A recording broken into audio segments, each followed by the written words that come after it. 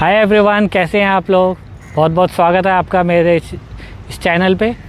So guys, आज का ये जो ब्लॉग है वो मैं बना रहा हूँ मिनी कूपर के ऊपर। तो चलिए चलते हैं, देखते हैं अपना इस मिनी कूपर का एक्सपीरियंस। चलिए, तो मैं आपको इसकी रूफ टॉप भी ओपन करके दिखा देता हूँ। पहले गेट बंद करते हैं। और ये जो है यहाँ पे ये बटन है, इसको अगर 2 बारी प्रेस करेंगे तो ये ऊपर का जो है रूफ जो है वो ओपन हो जाएगी। इसको सिंपल आपको ऐसे खींचना है।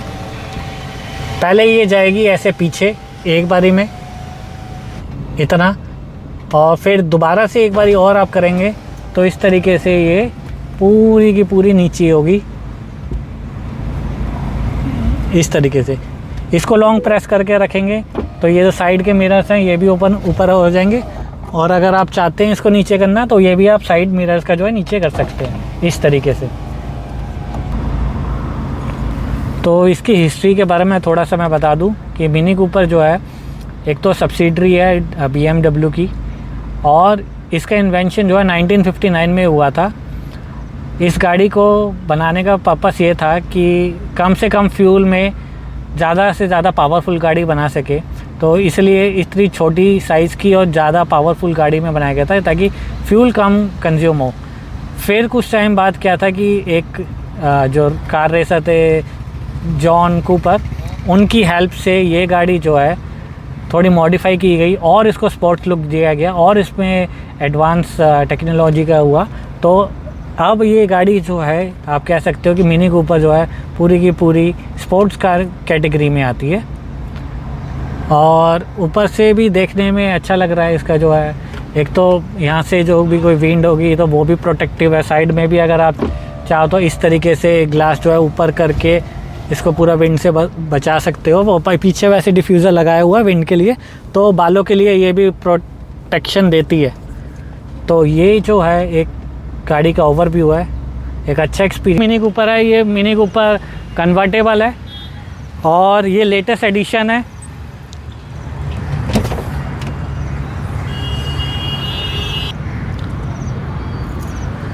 सो ये जो मिनी कूपर है ये है 2000 सीसी की मिनी कूपर और एक कन्वर्टेबल है। ये जो इसकी रूफ़ है ये कंप्लीट पीछे हो जाएगी, और जो मिरर है ये भी इसके जो है वो पीछे हो सकते हैं। इसको भी नीचे करने का ऑप्शन है और इस साइड मिरर्स को भी, इनको भी। इट्स अप टू यू कि आप करना चाहते हैं कि नहीं करना चाहते। और गाइज़ एक और चीज़ मैं बता दूं, ये वही मिनी कूपर है, नॉट एग्जैक्टली कि मॉडल वही है, गाड़ी वही है, पर इसका सेम मॉडल जो है एक गाड़ी जो है यूज़ की गई थी। साउथ का जो फेमस एक्टर है विजय थलापति, उनकी एक मूवी आई थी बीस्ट। तो उसके जो सेकंड पार्ट में था एक्शन वाला पार्ट, उसके अंदर ये गाड़ी जो है यूज़ की गई थी। मैं फिर दोबारा से बता दूं, ये गाड़ी नहीं, इसकी जैसी ही गाड़ी थी पर बिल्कुल डिट्टो यही इसकी ओवरलुक थी। यही कन्वर्टेबल, यही कलर और यही डिज़ाइन था। तो चलिए अंदर बैठ के देखते हैं कैसा है इसका एक्सपीरियंस।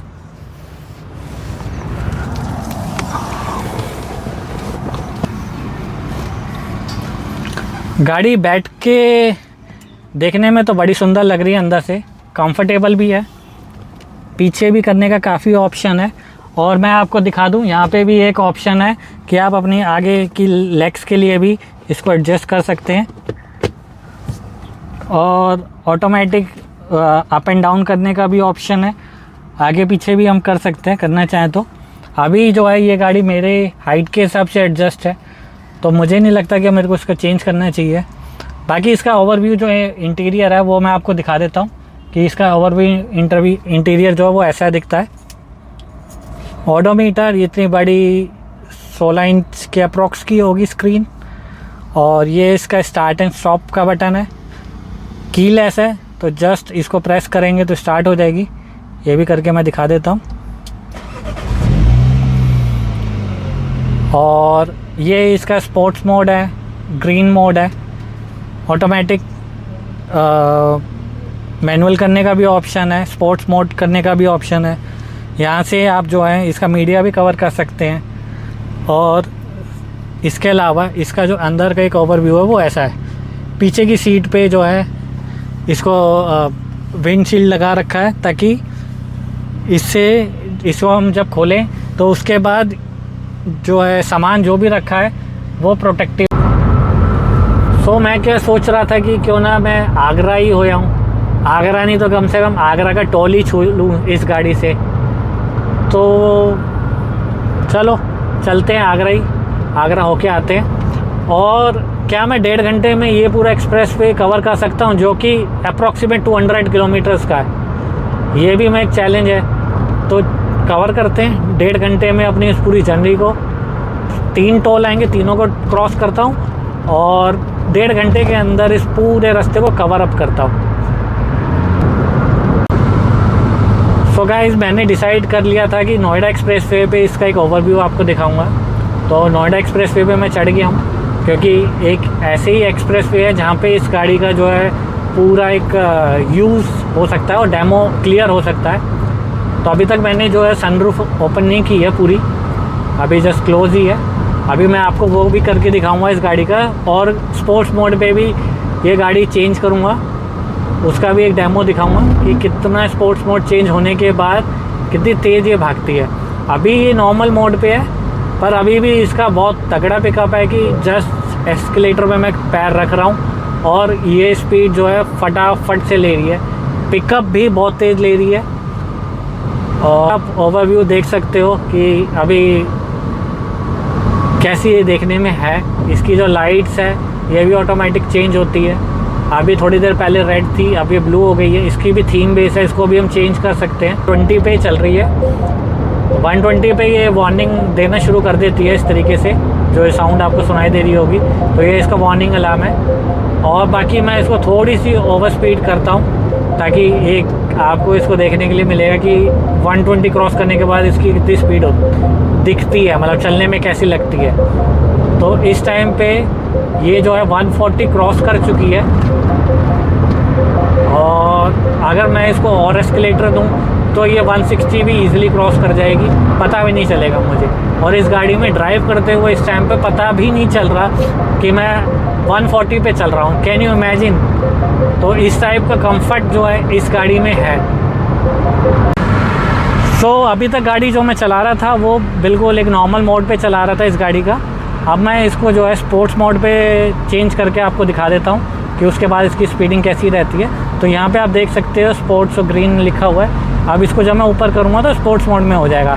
तो मैंने स्पोर्ट्स मोड इसका एक्टिव कर दिया है। तो अब यहाँ पे देख सकते हो स्क्रीन पे स्पोर्ट्स मोड आ गया है, और इसकी जो एस्केलेटर में ज़रा सा प्रेस कर रहा हूँ, गाड़ी उसके बाद गोली की तरह भाग रही है। देख सकते हो आप कि गाड़ी की स्पीड जो है वो बढ़ती जा रही है, और अब वार्निंग का भी इस पर आने लग रहा है।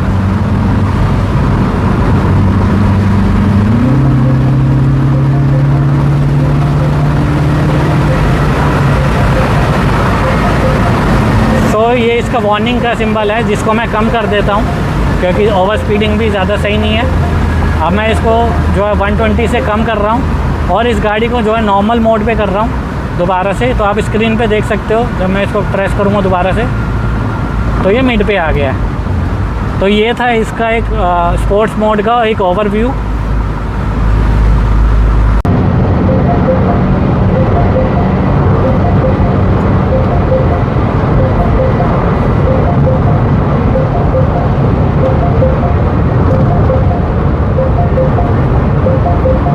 गाड़ी की एग्जॉस्ट की भी आवाज़ आपको सुना दूं कि कितनी अच्छी है।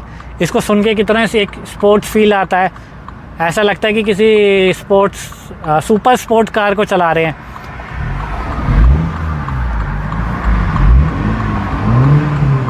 मेरे को तो बिल्कुल ऐसी फील आ रही है इस गाड़ी को चलाने पे कि मैं किसी super sports car. So finally मैं पहुंच गया था आगरा। जस्ट आगरा का टोल मैंने अभी जस्ट क्रॉस किया है। तो जो मैंने एक टारगेट रखा था 1.5 आवर का, उसके अंदर ही मैं पहुंच गया। मेरे को करीब लगा 1 आवर 25 मिनट्स आगरा पहुंचने में, जिसमें मेरी एवरेज स्पीड जो आई वो 100 की आई। सो मैंने 120 to 130 की स्पीड रखी थी गाड़ी की, और बीच बीच में जब भी डाउन करी तो उसका ऑन एवरेज जो इस गाड़ी ने दिया वो मुझे 100 का दिया। अब आते हैं इसकी प्राइसिंग पे। तो इस गाड़ी की जो ऑन रोड प्राइसिंग है वो है 51 lakh rupees, and 2 lakh rupees का इसका पड़ता है, 2 लाख से इनफैक्ट थोड़ा ज़्यादा पड़ेगा, 2.5 लाख रुपीज़ का इसका इंश्योरेंस पड़ेगा एंड 50,000 रुपीज़ के कुछ एडिशनल चार्जेस जो होते हैं वो लग जाते हैं। सो अप्रॉक्सीमेट 54 लाख रुपीज़ में ये ऑन रोड जो है आपको ये सुपर कार मिल जाएगी। और दूसरी ये चीज़ जो है, गाड़ी में जो है पूरा दम है, गाड़ी भागने में बहुत ही बेहतर है। मेरा एक्सपीरियंस तो इस गाड़ी के साथ बहुत अच्छा रहा। आप भी जो है इस गाड़ी का एक्सपीरियंस ले सकते हैं। और इस ब्लॉग को मैं अब यहीं पे समाप्त करता हूँ। आपसे मिलता हूँ अपने नए ब्लॉग में किसी नई जगह पे। सो प्लीज़ गाइस शेयर कीजिएगा, लाइक कीजिएगा, और अगर आपके कोई डाउट्स हो तो आप वो मेरे से पूछ सकते हैं कमेंट्स में।